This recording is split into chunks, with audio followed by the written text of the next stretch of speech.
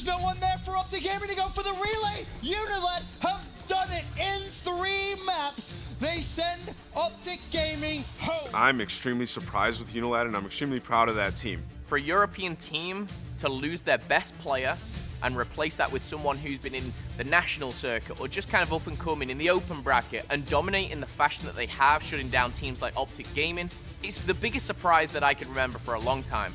I put these guys coming in as 7th. I called them pretenders. Now I look at them as a contender, not only to kind of be a top 4 team, but I see Unilad fighting for that #1 spot.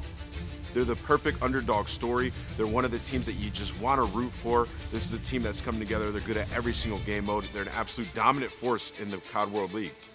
When Scraps left, Wuskin has completely erupted. Like, I guess you could say Infinite Warfare was his breakout year, but you could argue it's been this year, man. He's been lights out. He's been one of the top KDs from an AR perspective in the entire Pro League, and I think it's just been good for him, right? Like, you know, when they're on the same team, the talk was just Scraps, Scraps, Scraps. It has now been Wuskin's time to shine, and he has absolutely, in my eyes, stepped up to the plate.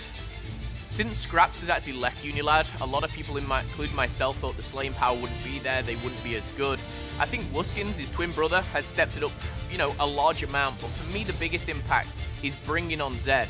Shawnee and Zed, a lot of people don't know, complement each other very, very well, and they have done for years. Shawnee is kind of that enabler for Zed, I feel. So with Shawnee and Zed on the same team, combined with the likes of Wuskins, it's incredible stuff. What's funny though is I really feel like you could pick any player on this roster to kind of be that X factor, man. They've got a ton of people that can perform, but my eyes have got to be on Alex. So, you know, he's the newcomer to this team.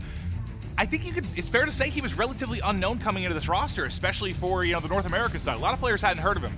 He comes in, an absolutely explosive sub, ability to take over the game.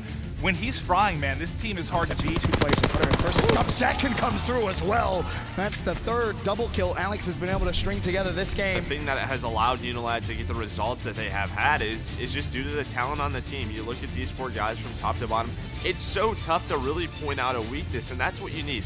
You have to have the ability to slay with the top teams in North America especially. That's what we always criticize Europe for, and if you look at this Unilad roster, they can do it at all times.